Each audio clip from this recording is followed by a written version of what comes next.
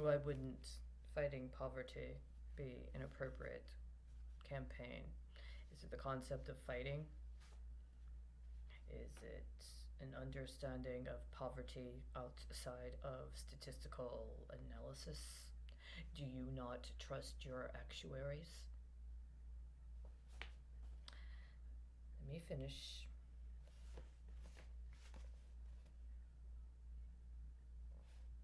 Harrington had initially been drawn to the concept of the culture of poverty because he thought it would serve as a prod to federal action on many fronts, providing the poor with better housing, better medical care, better education, as well as creating jobs. What he did not anticipate was that the theory could cut in the other ways, antithetical to his own values and policy preferences. In the 1970s, the neoconservatives, a term coined by Harrington in 1973 to describe former liberals who had grown disaffected with government social welfare programs, would use the notion of the culture of poverty to argue for abandoning the federal war on poverty. Harrington had argued that structural barriers to social mobility helped create and perpetuate a set of symptoms, low aspirations, petty criminality, and the like, that distinguished those living in the culture of poverty from the mainstream. Neoconservatives, in contrast, describe such attitudes and behavior as the operative causes of poverty. In federal social welfare programs, they argued, sometimes in the pages of commentary, which had by this time moved decisively into the neoconservative camp, were actually counterproductive, encouraging the spread of single parent families and a culture of dependency. That argument, much more than Harrington's views, would determine the fate of social welfare policy in the United States in the decades that followed. For Ronald Reagan, it was axiomatic that government is not the solution to our problem, government is the problem. Reagan was a conservative Republican who had consistently opposed social welfare spending since emerging as a political contender in the mid 1960s. There were those, including Michael Harrington, who hotly contested such views during Reagan's administration. Harrington's book, The New American Poverty, published in 1984, challenged those who blamed the poor for their own condition and argued for a resumption of the bold anti poverty initiatives.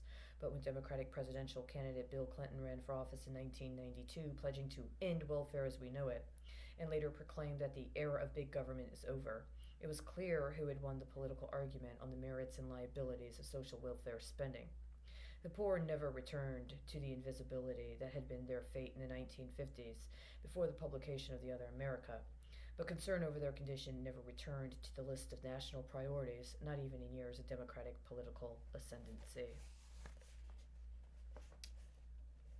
How relevant does The Other America remain today as the poverty level creeps back up from its low point in the late 1960s and early 1970s?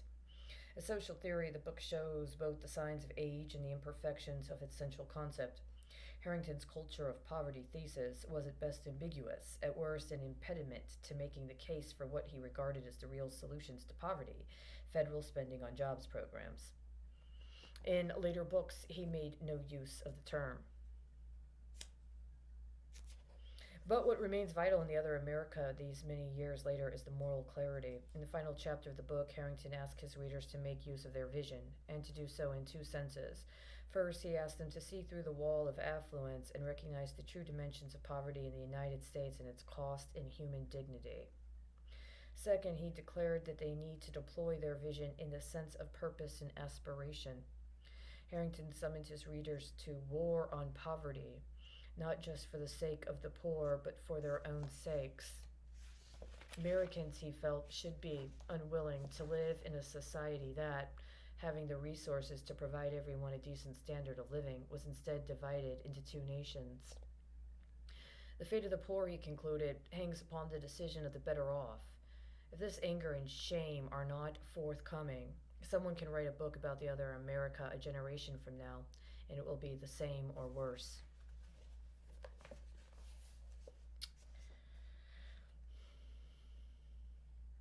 The Other America can be read as a gerrymaid lamentation about social wickedness, an attempt to inspire anger and shame in its readers. But it is, in the end, an optimistic book, less an indictment and more a reminder to Americans to live up to their better instincts, and in doing so redeem the promise of equality enshrined in the national creed.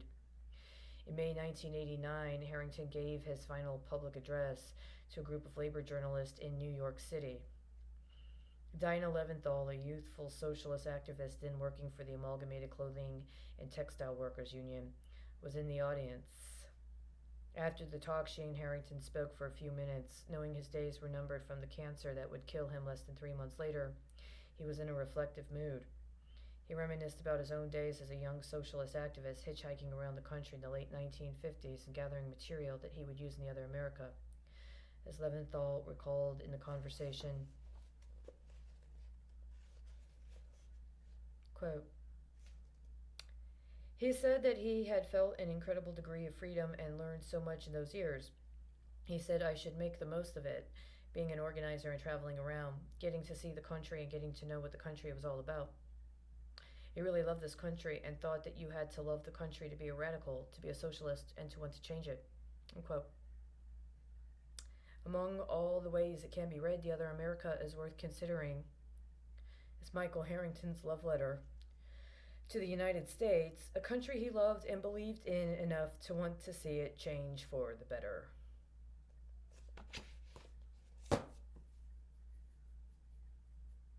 (2012). So that was the forward.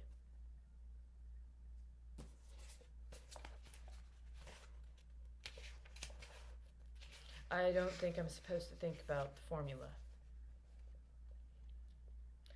Okay, so apparently this was originally written in 1962. In 1962, the Kennedy administration was also considering a specific kind of tax policy that was requesting that workers, industrial workers within the United States, as well as the management at companies associated with those workers, agree to a temporary 3-year wage freeze, with the understanding that what needed to happen was a sort of transformation connected to the balance of trade, and that this was also supposed to accompany a time frame during which the United States was going to withdraw from construction projects and development projects connected to the national defense of other countries, specifically in Europe, with the understanding that those countries would be taking over and stepping up and into producing their own national security paradigms.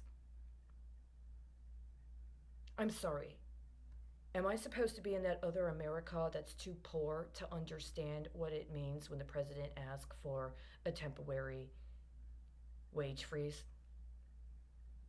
Okay, then let's go to the other side. How long did it take before the labor movement and movements of faith, in addition to the A. Philip Randolph Institute, began the process of compiling the Freedom Budget? Okay, am I supposed to be too poor to actively engage in organizing in connection with some sort of movement or group of people that was supposed to be actually organizing in our own concept of self-interest? Okay. I'll get to that next, right?